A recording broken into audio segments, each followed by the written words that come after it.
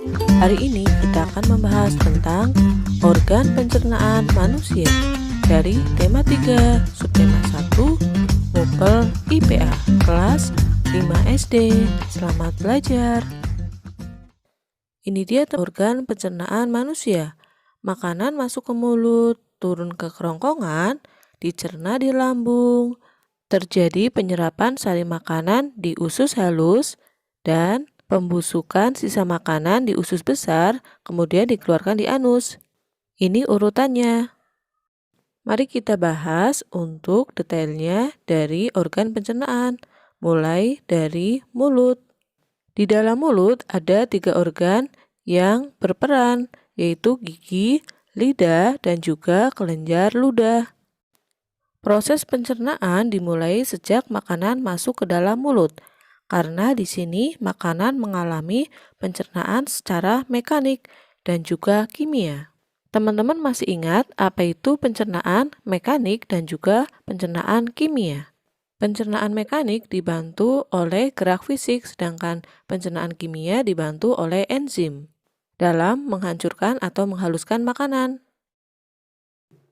Gigi berfungsi untuk mengunyah makanan menjadi halus, sehingga enzim-enzim pencernaan yang akan mencerna makanan lebih cepat dan juga lebih efisien.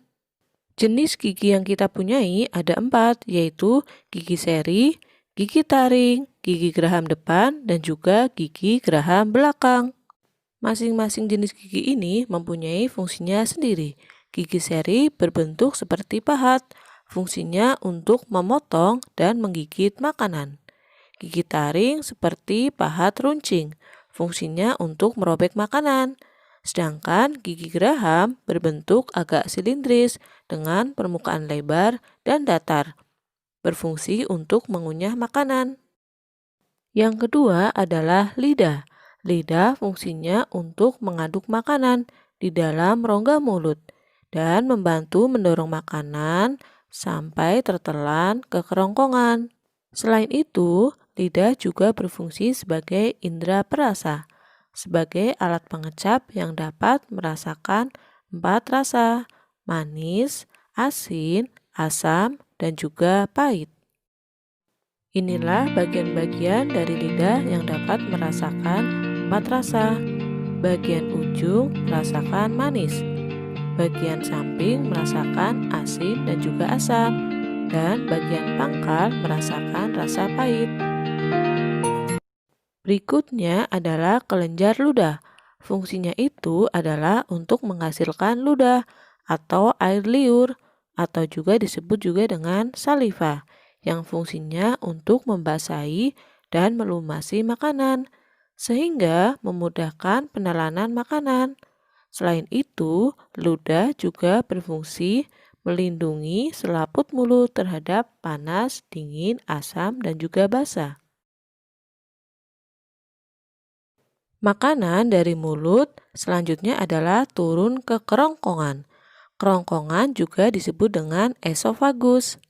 Kerongkongan merupakan saluran penghubung antara rongga mulut dan juga lambung. Pada kerongkongan tidak terjadi proses pencernaan karena kerongkongan berfungsi sebagai jalan bagi makanan yang telah dikunyah dari mulut menuju ke lambung. Makanan yang berada di kerongkongan hanya sekitar 6 detik. Kemudian otot kerongkongan akan berkontraksi secara bergelombang dan mendorong makanan masuk ke dalam lambung. Gerakan ini disebut dengan gerak peristaltik. Gerak mendorong makanan untuk sampai ke dalam lambung.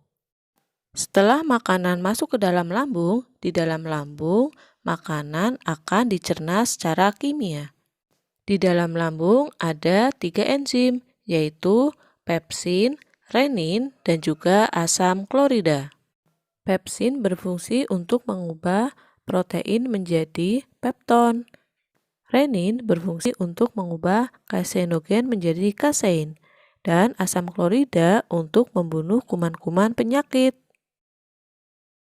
Berikutnya adalah usus halus atau intestinum. Merupakan tempat terjadinya proses pencernaan yang paling panjang. Disinilah terjadi penyerapan sari-sari makanan. Usus halus terdiri dari 3 macam, duodenum, jejunum, dan juga ileum. Dari usus halus lanjut ke usus besar. Tadi sari makanan sudah diserap di usus halus. Selanjutnya adalah sisa-sisa dari pencernaan yang akan berubah jadi fases. Namun sebelum jadi fases terjadi pembusukan di usus besar ini yang dibantu oleh bakteri Escherichia coli atau bakteri coli.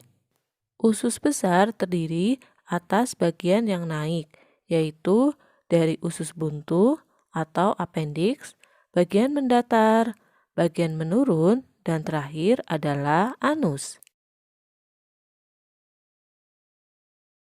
Organ terakhir dari pencernaan adalah anus. Anus merupakan lubang tempat pembuangan fases dari tubuh. Sebelum dibuang melalui anus, fases ditampung terlebih dahulu pada bagian rektum, lanjut keluar melalui anus. Itulah proses pencernaan dari awal sampai akhir, dari mulai rongga mulut sampai anus. Sampai di sini dulu untuk pembelajaran organ pencernaan manusia. Sampai jumpa di pembelajaran berikutnya. Bye-bye.